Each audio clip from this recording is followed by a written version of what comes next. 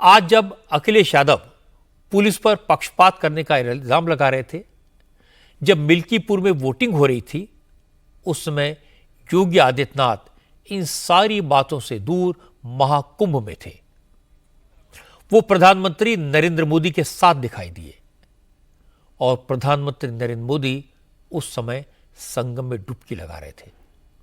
हालांकि मोदी के महाकुंभ के दौरे का बहुत ज्यादा शोर शराबा नहीं हुआ, न नेताओं की भीड़ थी, न सुरक्षा का बहुत ज्यादा तामझाम था। मोदी को रिसीव करने सिर्फ योगी आदित्यनाथ पहुंचे थे। प्रधानमंत्री भी मेला क्षेत्र के बीच से होकर संगम तक नहीं गए, एयरपोर्ट से अरैल घाट पर पहुंचे, उसके बाद स्टीमर के जरिए संगम तक गए। जिस वक्त मोदी अरैल घाट से संगम की तरफ बढ़ रहे थे, उस वक्त लाखों श्रद्धालु गंगा स्नान कर रहे थे। मोदी ने घाटों पर मौजूद लाखों लोगों का अभिवादन किया। इसके बाद संगम में स्नान किया, वैदिक मंत्रोच्चार के बीच संगम में डुबकी लगाई, वहीं खड़े होकर मां गंगा को प्रणाम किया, रुद्राक्ष की माला लेकर मंत्रों का जाप किया और इसके बाद सूर्य देव को अर्घ्य दिया।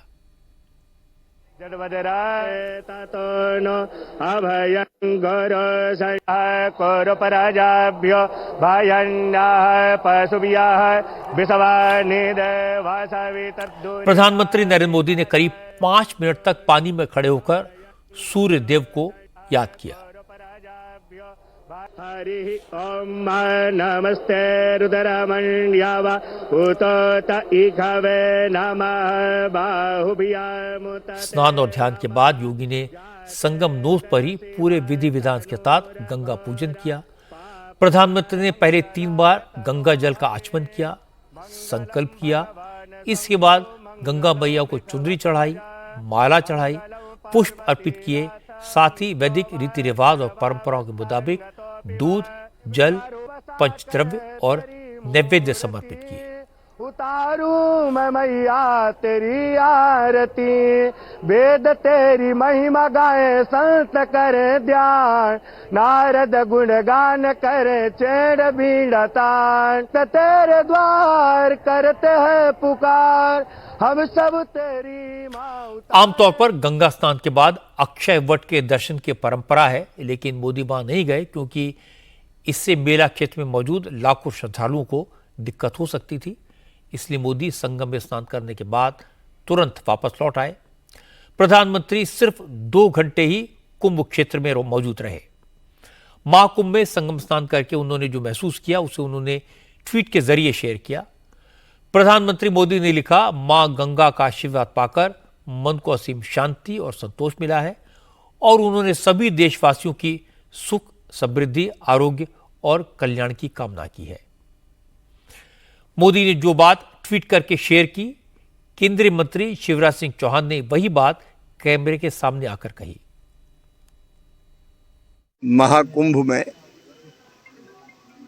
अमृत स्नान सदैव प्रधानमंत्री जी करते हैं और सबके कल्याण की कामना करते हैं, सबके कल्याण के काम में जुटे हुए हैं।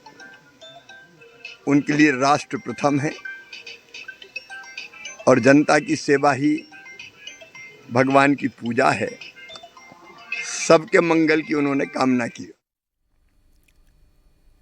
लेकिन महाकुंभ में प्रधानमंत्री का जाना, गंगा में डुबकी लगाना विरोधियों को जरा भी रास नहीं आया। कांग्रेस से लेकर समाजवादी पार्टी तक, उद्धव ठाकरे की शिवसेना ने भी इसे चुनाव से जोड़ दिया। संजय राउत ने कहा, प्रधानमंत्री किसी भी दिन महाकुंभ में जा सकते थे, लेकिन उन्होंने जानबूझकर आज का दिन चुना क्योंकि दिल्ली में वोटिंग है और मोदी चाहते हैं कि लोग दिन भर उन्हें ही देखें और उनकी पार्टी को ही वोट दें। महाकुंभ है प्रयागराज में, पवित्र मौका रहता है। हम भी जाने वाले हैं, प्रधानमंत्री भी जा सकते हैं, राष्ट्रपति जा सकते हैं। ये देश है, हमारे आस्था का विषय है, श्रद्धा है। लेकिन मुहूर्त बहुत अच्छा निकाला है। यहाँ दिल्ली में चुनाव चल रहा है और वहाँ हमारे प्रधानमंत्री जी गंगा में डुबकी लगा रहे हैं। कल भी जा सकते थे प्रधानमंत्री, अभी तो कुंभ खत्म नहीं हुआ, कल भी जा सकते, लेकिन मुहूर्त निकाला है दिल्ली विधानसभा का। दिन भर मुझे देखते रहो और वोट करते रहो, ये जो है ये 10 साल से यही चल रहा है, ये प्रधानमंत्री जी का। अगर महाराष्ट्र कांग्रेस के अध्यक्ष नाना पटोले ने भी कहा मोदी इवेंट करने में माहिर हैं, इसलिए वो दिल्ली में वोटिंग के दिन महाकुंभ में डुबकी लगाने पहुंचे। दिल्ली का चुनाव है करके प्रधानमंत्री जी आज ही के दिन कुंभ स्नान में गए हैं, तो दिन भर उनको पूरे आज जो चैनलों पे दिखाया जाएगा, जिससे वोटरों पे इफेक्ट होगा। तो इवेंट करने में वो तो एक्सपर्ट है, उसमें कोई दो मत नहीं है। प्रधानमंत्री नरेंद्र मोदी ने अगर संगम में स्नान किया, मां गंगा की आरती की, सूर्य को अर्घ्य दिया, तो उसमें बुराई क्या है? अगर ऐसा करने से दिल्ली के चुनाव में वोट मिलते हैं तो फिर केजरीवाल और राहुल गांधी को किसने रोका था? वो भी डुबकी लगा लेते। महाकुंभ तो सबके लिए खुला है, गंगा मां तो सबको जगह देती है। किसी ने यह कमेंट किया कि मोदी अपने पाप धोने गए हैं, तो क्या करोड़ों लोग जो महाकुंभ में स्नान करने गए हैं उन्होंने पाप किए हैं? जो साधु संत धर्माचार्य शंकराचार्य संगम में श्रद्धापूर्वक स्नान कर रहे हैं, क्या वो भी अपने पाप धो रहे हैं? मुझे लगता है इस तरह की भाषा का प्रयोग करने वाले न सनातन को समझते हैं, न भारत की संस्कृति को, न विरासत को, और न ही भारत के लोगों की भावनाओं को जानते हैं। लेकिन कुछ लोग आरोप लगाने में माहिर हैं, वो कोई मौका नहीं छोड़ते, इसलिए ऐसे लोगों की परवाह नहीं करनी चाहिए।